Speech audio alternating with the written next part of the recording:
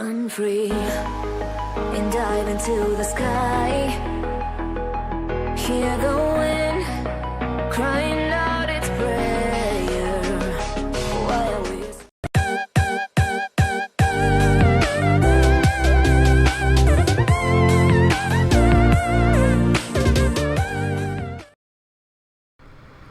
Good morning everybody, Payneblade back here again from server 1 representing ISC, and guys, I just want to start off by saying a big thank you for the time you guys took to put on some really heartfelt messages on the 2K subscription video. I am speechless by the impact I've had on the community and the impact you guys have had on me. We've continued to grow together, and I hope to continue doing the same thing. So again, a huge thank you. You guys made my week, actually, not just my day. And today is my birthday, and I decided, you know what, to give back to the community, I'm going to make another video today for you guys, and this time we're going to be focusing on the 4-star Boruto. Now, I did put a poll up on the community post on YouTube, and we did decide altogether that the 4-star Naruto and the 4-star Boruto showcase would be best, and then we're going to do a comparison showcase like we did with Sasuke and Itachi at the 5-star level, and I'll give you guys a full comparison, and we'll figure out which one is the better unit. So let's talk a little bit about the new Boruto. Now, this is the first UR version of him, and honestly, I think it's about time, because we've waited for quite a bit of time for new Boruto characters, and it's just been the same two, but at least this time we get the main character. So I'm just going to go into the character itself, and let's talk a little bit about the 4-star version of him. Now, as you see here, I've got a 50k version. Most of my characters are kicking around the 66k, so he is a little below power, but he's only 4-star, and he's not completed yet. So I wanted to show you guys what his capabilities are, because a lot of new players are coming in, and you're going to be looking at this character as one of your starters, and I want to show you guys why he's worth having on your team, especially if you're brand new. If you're a veteran and you have a lot of T units, he's fantastic as well too, and overall he's a very balanced character. So let's start off with the usual, the artwork. Right now, I love the 3-star artwork personally. The Naruto outfit with all the scratches and rips. Now, this fight in the anime and the manga is fantastic, and he doesn't exude this much confidence in that fight specifically, because most of it's done by Naruto and Papa Sasuke, but this artwork is really well done. Love the color schematics, love the confidence in him, love the outfit. He looks exactly like his dad, but much cooler, because we all know Naruto was a loser, but we still love him anyways. So let's get into the statistics. Now, as a T unit, we know he's a jack of all trades. He's got a fantastic kit, and we'll talk about that shortly, but his stats, you have to remember, are going to be based on a T stats. Now, most T stats are very balanced, right? He's got a good set of crit damage and crit suppression. He's got a decent amount of crit rate. Now, remember, guys, my stats are going to be a little different than yours because of my gamma. Your gamma will affect how your stats look, right? So keep that in mind. Guard rate is really good for him actually as a T unit. Guard suppression rate, he's already got it built into his kit, so that's kind of nice to have an additional amount here. The thing he lacks at a 4-star level is damage increase rate at 19% and damage reduction rate at 18%. When you get into 5 and 6 stars, these will go up pretty, I think about like 8% or 9%, including the statistics for the awakening itself. So you'll probably be kicking around 38-39% when you get to 5 or 6 stars if you plan to take him there, but right now it's actually lacking quite a bit in comparison to most other URs. So that is something that I'm a little bit worried about, but nonetheless, we'll see how he does. Now, link bonuses, we covered this in the summon video, but let's look at it again. You need the brand new Naruto and you need Papa Sasuke to get his attack link, so this is the hardest one to achieve, guys. Hopefully you guys already have Papa Sasuke and you guys can get the 1-star SR Naruto at the exchange shop. Definitely worth getting it just for the fragments alone from the Abyss. To get his HP, or sorry, to get his defense is pretty straightforward. You need the old Sarada and you need the old Mitsuki. Very easy to obtain, guys, so definitely get that if you have Boruto. That defense will definitely help his survivability. So the new Team 7, and then lastly you need to get his dad when he was a teenager and his mom when she was a teenager, so that's Naruto, Uzumaki, and Hinata, and that'll give you the HP bonus. Very easy to get as well, guys. So definitely the last two bonuses are easy. The first one's gonna be the toughest, but you can get him at 1-star, and you can, I believe, get Papa Sasuke at 1-star as well from the shop if you have enough coins. So that takes care of the link bonuses. Now, in terms of what he offers in terms of speed, he's actually a decent speedy character. He does have mid-grade speed, so you don't need to really focus on him if you're brand new on the speed, but when you do get yourself speed scrolls, look at the older characters that you have that may be a little slower first before pumping it into Boruto. Unless he's going to be part of your main team, then definitely get him those speed scrolls. Alright, let's get into tribe specials. Now, he does have two. One of them is a 2-man tribe with Papa Sasuke. The other one's a 3-man tribe with his dad and Papa Sasuke as well. The first one is a 2-man tribe that deals 25% extra damage when attacking first. Now, that means when attacking first doesn't mean when you're first in your cell. That means if you're faster than your opponent. So speed does matter for this character, especially when it comes down to his tribes and his kit. The first one recovers all HP by 15% of the damage dealt, boosts all allies damage increase rate by 18%, and then boosts all allies crit rate by 18%. This is considered a damage dealing tribe and a damage buff tribe. But while the second one is more of a defensive tribe. Now this one is a 3-man tribe with the 3 of them. It gives you chakra instead. It does hit one opponent, and you are required to go faster because it will deal 25% extra damage to that opponent if you are quicker than them.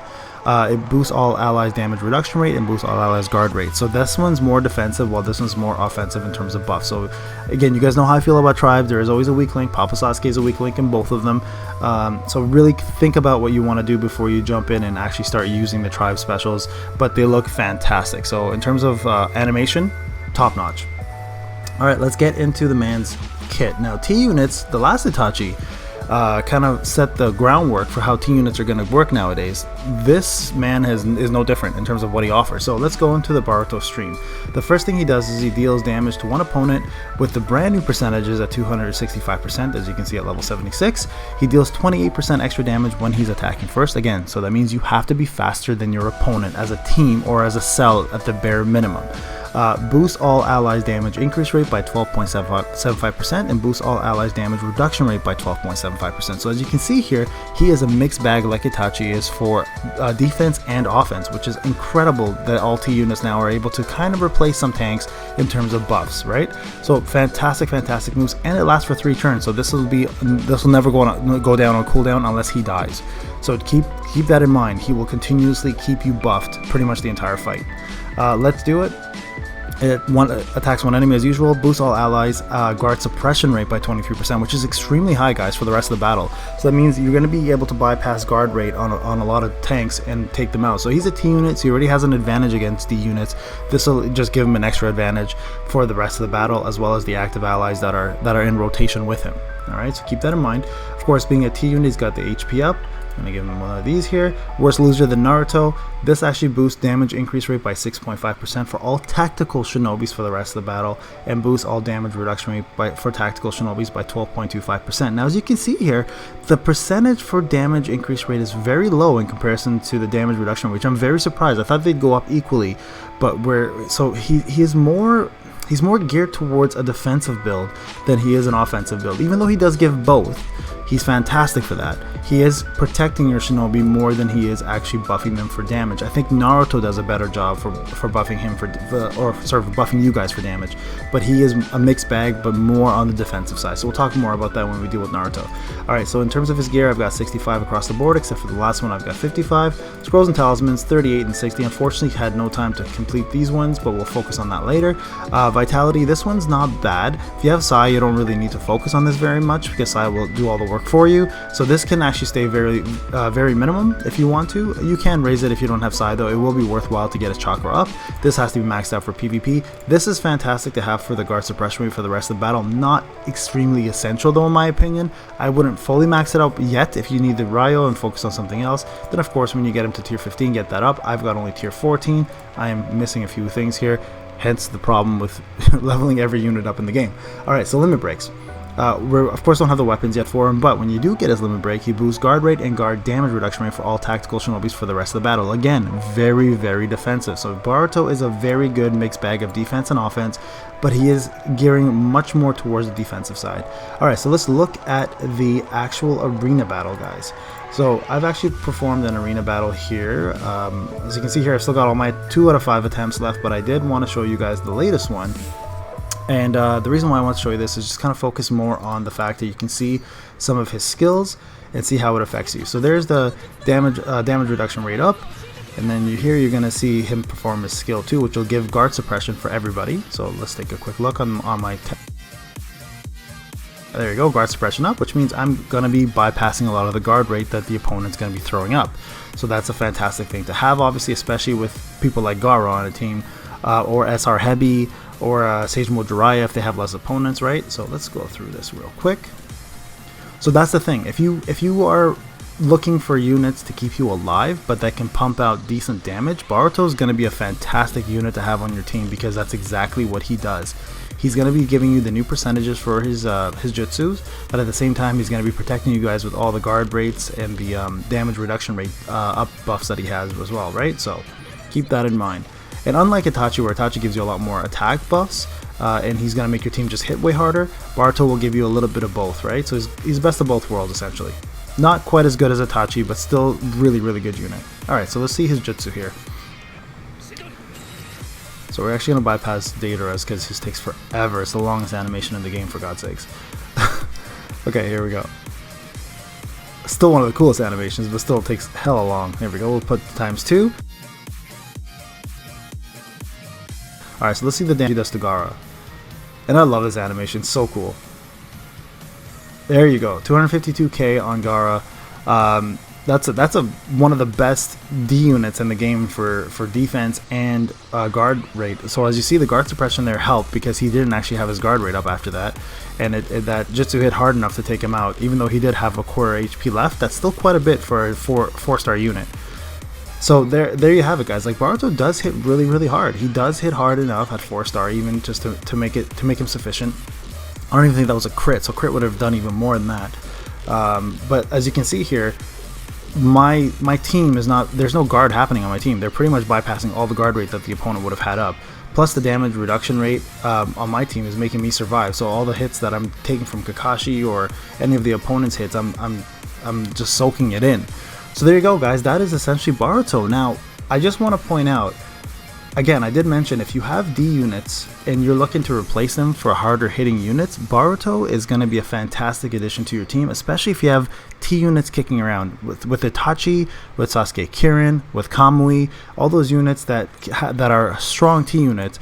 He just buffs them even more. So if you look at my team right now, I am predominantly set as a pretty balanced team. I have a lot of A's. But I have a lot of T's as well. So like, there's Kirin, there's Itachi, there's Boruto, and there's Sai.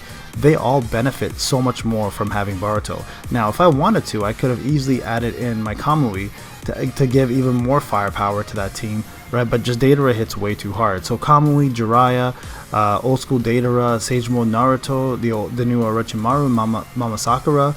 Like, you name it, guys. All these T units that are fantastic out there, and I mentioned this in my Should I Summon video, that these T units will just benefit even more. So if you're a heavy T user with a lot of Ds, and I know, for example, Server 6, shout out to you guys love your T units, Boruto is just going to make your team that much stronger and that much better. Alright, guys, I really hope you enjoyed the showcase. We will be doing the Naruto showcase sometime this coming week, or maybe end of the week. I'll try my best to get him up. And then we will be doing, lastly, the comparison between the two at 5 stars, like I did the Sasuke and Itachi video. Again, guys, if you are... So let's answer the question. Is Boruto worth having? So my answer to that is, if you're a brand new player, absolutely.